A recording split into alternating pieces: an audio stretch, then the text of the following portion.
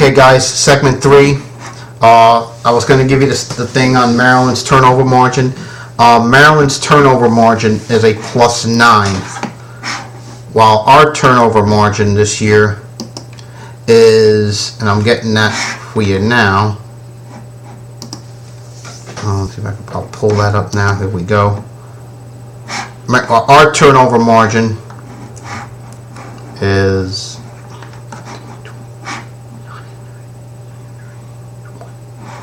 a +4. It's pretty good, but Maryland's is a little better. We're a +4 turnover margin. Maryland's a +9. So it's going to come down to who turns it over the least. That's going to be important. So what I'm going to do in this segment is play the audio clip, if I could find it, of Ralph Ridgen's news conference from Tuesday, and I'll play, and I'll see if I can find Randy Shannon as well. So let me see if I can find Fridgen here. So it talks about the, I don't have anything on that.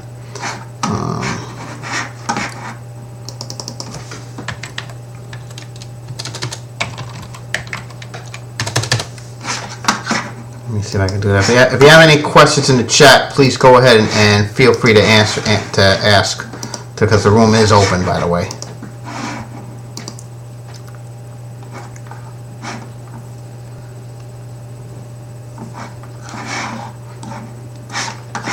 See if I could find that.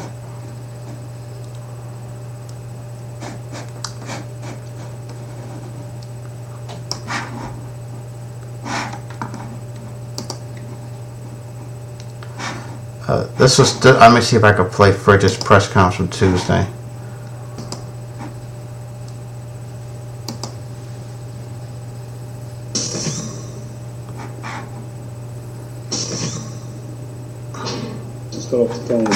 Here's Fridge's press conference, folks, from Tuesday, yesterday. The way we find a bed for him, which is probably not an easy task, but his blood pressure is back to normal. He's stabilized and doing quite well.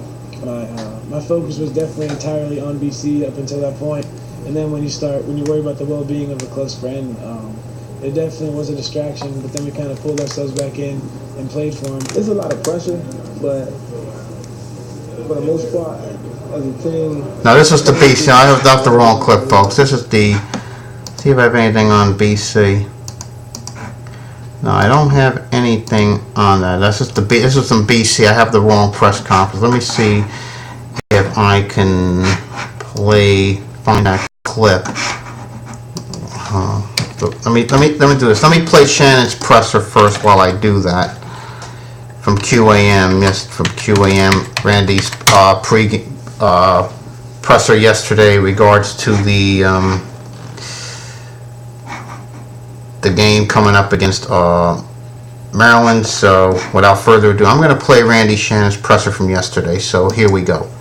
Just coming back off Virginia, a lot of guys will ask you about Corey and what his status is. Like I said, Sunday, he has a concussion, and right now he's in class. He's walking around campus, so we have to go through the whole process, and our medical team are doing such a great job of getting him where he's at now. It's been unbelievable.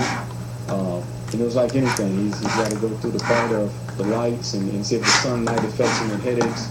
The hearing part, as far as music giving him headaches, and the walking on campus. So he's doing all those things now. And like I said before, when the medical staff tell us that he's ready to go, he'll be ready to go at that point in time. Until then, I don't know. We didn't practice yet, and he's in class. So when he comes back, I think they'll sit with the doctors and everything else, and we'll go from there. I don't know when he'll be available, so whenever they do, they'll let me know. This week we got Maryland this week.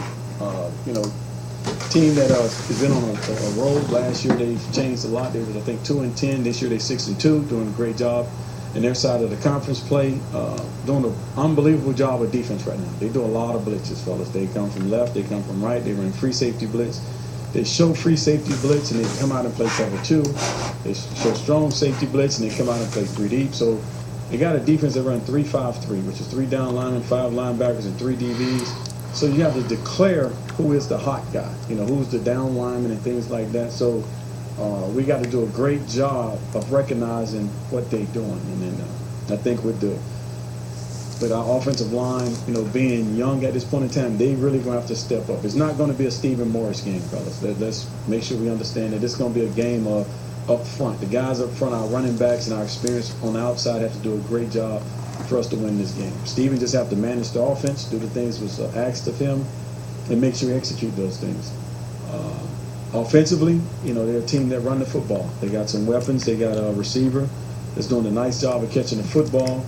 The running backs, so they got 3 running backs that they rotate. So it's going to be a physical game. You know, they're going to come in, they're going to run the power defense, power offense, which is, you know, slam it up, pull a guard, and try to kick you out and get physical with you. That's what they believe in. And then they're going to go back and they say, okay, we'll play action pass and try to get a deep ball. It's going to be a game of 2 teams, really, that's going to line up and just try to be physical and see if we're not physical each other and who can play the hardest. I think our guys will be ready to go. Me, myself, I have all the confidence in Stephen Morris running the plays and offense that we have on offense, and I think the players have a lot of confidence in him also. It's going to be an exciting time because we get back and have an opportunity for a lot to play in this game.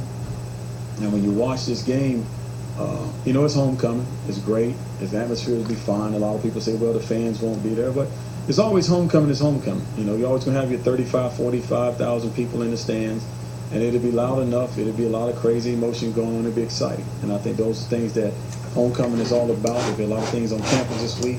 There's a lot of players on campus that are filled and have a lot of great respect for. So it's going to be a lot of excitement going on this week and a lot of things to look forward to. It gives us an opportunity to get back on track and play Maryland. I can say this about Randy Shannon. I was thinking about this today, and I was reading a post on all the Kane message boards. And here's the way my take on this. This is from here on out. It's important for Randy to win out. Basically, very simple. Because if we're not in Charlotte on December 4th, Randy's out. Randy's just about out, and we will not have Damian Berry in this ball game, undisclosed injury. So it's going to be up to Mike James and Lamar Miller to step up in this game. Randy said it's not going to be a Stephen Morris game. It's going to be the offensive line. He said it was young, but you know we have Franklin in there, Washington, Horn, Henderson at tackle, and I have to tell you, and the line's got to step up big in this game. I mean, we're going to need a big performance from Mike James, Lamar Miller, and I'm going to need a big performance out of Coop. It's because these guys, those are the core guys that have to step up, and as much the wide receivers. I mean, drops have been a problem. We have got to hold on to the football in this ball game. I mean, we need a big performance from Hank, but I need a big performance from Birdman, Blue Hands Johnson, and